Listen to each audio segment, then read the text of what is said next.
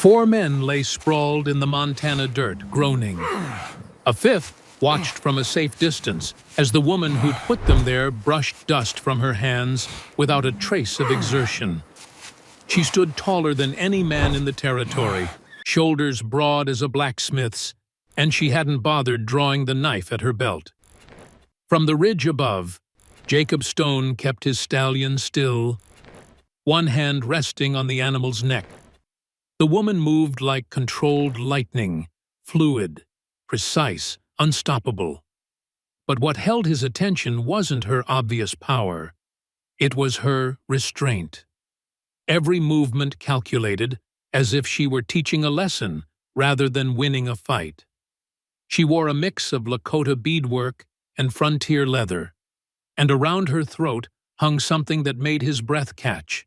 A medicine pouch, he recognized, though he couldn't fathom how it had come into her possession. When she finally glanced toward the ridge, her eyes found his across the distance.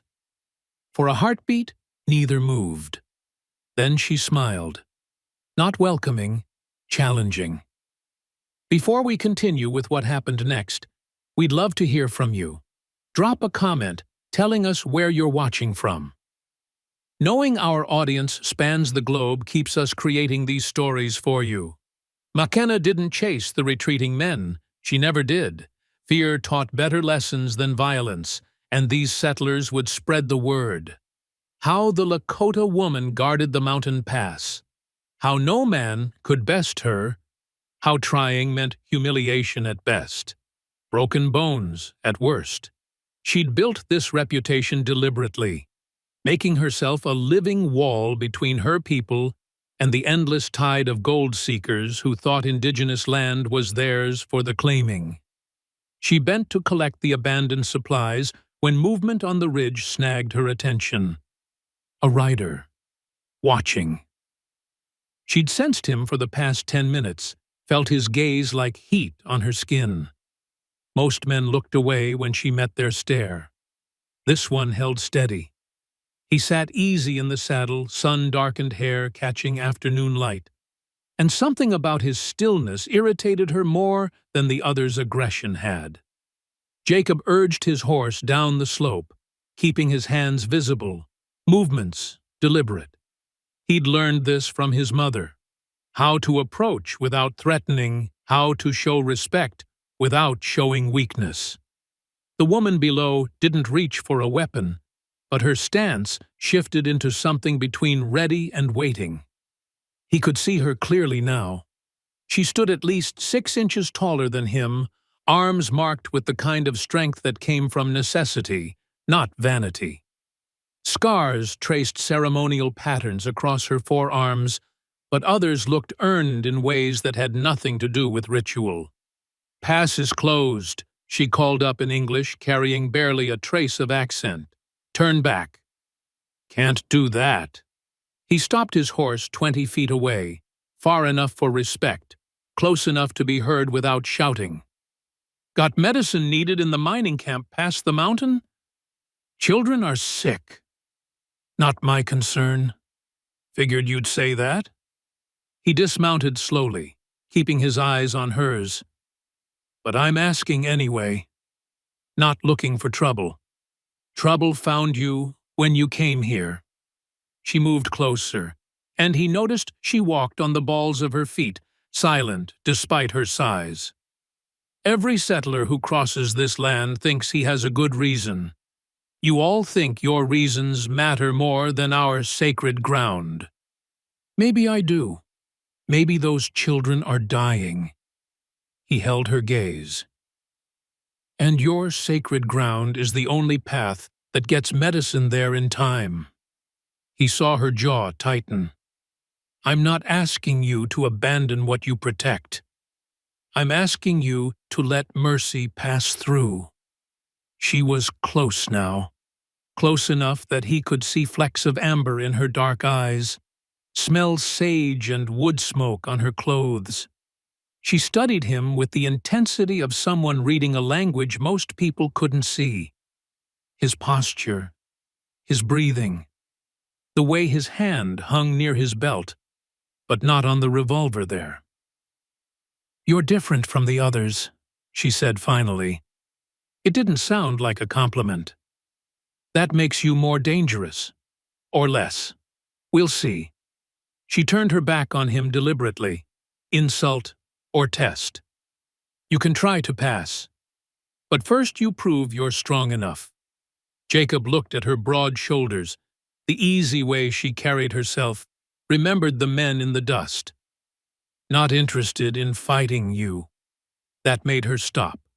She turned back slowly, surprise crossing her features before suspicion replaced it. Every man wants to prove himself against me. I'm not every man. Then what are you? He met her eyes steadily. Someone who knows there's more than one kind of strength. The words hung between them, charged with something neither quite understood yet. Makena felt frustration rise in her chest. He was supposed to challenge her, give her reason to send him away like the others. His refusal to follow the script threw her off balance in ways physical combat never did. You don't get to pass because you have clever words, she said, though her voice had lost some edge. Didn't think I would. He gestured to the scattered supplies. But, while we're talking, mind if I look at what those men left? Might be something useful. She watched him crouch near the abandoned packs, sorting through them with quick, efficient hands. He moved like someone who'd lived rough, who knew the value of every item. When he pulled out a water skin and offered it to her first before drinking himself, something in her chest twisted uncomfortably. This was going to be more complicated than she'd thought. And she had no idea that before 2 sunsets passed, everything she believed about strength, about men, about herself, would be stripped down to something raw and real and terrifying. Makena watched him sort supplies with practiced hands. Most settlers fumbled with packs like they'd never traveled rough a day in their lives. This one moved with the efficiency of someone who'd lived with less for long enough to make it a skill. Where did you learn Lakota manners? She asked suddenly, sharper than intended. Jacob looked up, squinting against sun behind her. My mother. She lived with the mini Konju for 2 years before I was born. Taught me that respect isn't the same as submission. The answer surprised her. She'd expected evasion or lies. Men usually gave her one or the other. Your mother was captured. Taken in. He stood, dusting off his hands. She was sick, nearly dead. They found her on the edge of their territory and chose mercy over suspicion. She never forgot that. Makena felt the ground shift slightly under her assumptions about him. She looked more closely at the medicine pouch around her own neck. Simple leather with a small turquoise stone wrapped in copper wire. She'd found it near the river 2 seasons ago, had worn it because something about it felt protective. That stone, Jacob said quietly, eyes fixed on her throat. Where did you get it? Found it. Why? Her hand moved to cover it instinctively. My mother made one like it. Gave it to someone who saved her life during fever. A healer. His voice went distant. She died last winter. I've been looking for that healer ever since, to thank them, to tell them she never stopped being grateful. The words hung heavy between them. Makena's grandmother had been the tribe's healer until she passed during that same winter. The timing made her skin prickle with awareness, not of anything mystical, but of how small moments in different lives could intersect without anyone knowing until much later. The healer who wore that is gone, Makena said finally. She was my grandmother. Jacob's expression shifted through emotions too quick to name. Grief, recognition, something that looked almost like relief. Then she raised you. She taught me strength, taught me to protect what matters, no matter the cost. She taught my mother that, too. He took a step closer, and Makena noticed he didn't ask permission, didn't treat her space like it needed negotiation. Said the strongest people know when to fight and when to heal. Those men earlier didn't need healing. They needed a lesson. His eyes held hers. And you gave them one, but you didn't break bones, didn't do permanent damage. You could have. She hated that he'd noticed. Hated that he saw past the performance she'd perfected over years. What's your point? My point is, you're already stronger than you need to prove, which makes me think you're proving something to yourself, not them. The words hit like a palm strike to the chest. Unexpected, accurate, infuriating. Makena felt anger rise hot in her throat. You know nothing about me. I know your grandmother raised you to be more than just a fighter. He gestured to the pass behind her. I know she'd want you to let medicine through to save children. Because that's who she was. Don't you dare use her memory to manipulate me. Not manipulation. Truth. He didn't back down from her anger, didn't flinch when she moved into his space, using her height to intimidate. You can send me back. You can make me find another route that'll take 4 more days. But you'll know what choice you made, and you'll know why. They stood close enough now that she could see a small scar above his left eyebrow, could count the different shades of brown in his eyes. His breath stayed steady despite her proximity, despite the implied threat of her size.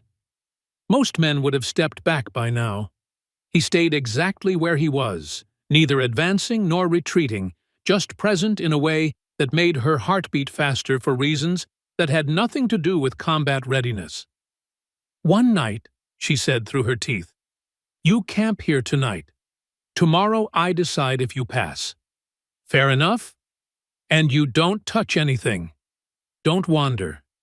Don't test my patience. Understood. She should have walked away then.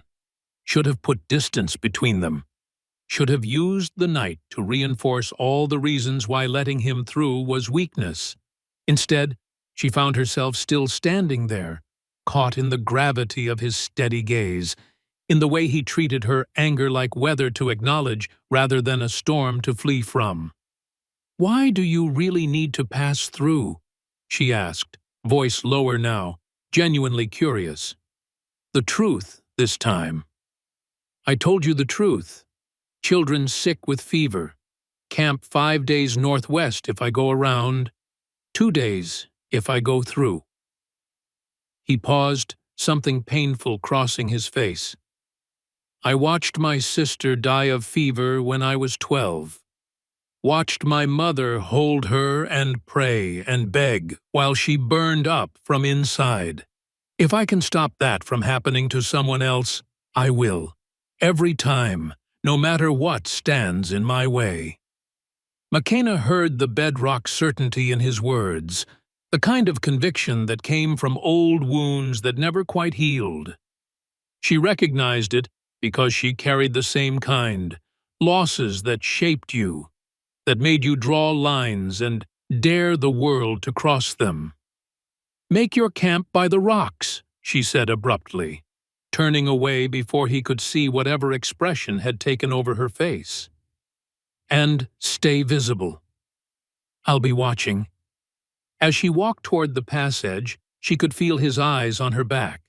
Not threatening, not predatory, just aware. The way you were aware of a storm approaching or fire crackling nearby. Something powerful that demanded attention. She didn't know yet that watching him would be the beginning of the end of every wall she'd built. Didn't know that by morning she'd have to choose between the person she'd made herself into and the person her grandmother had hoped she'd become. But somewhere deep in her chest, beneath armor of muscle and reputation, something whispered that this traveler with sad eyes and steady hands was about to change everything.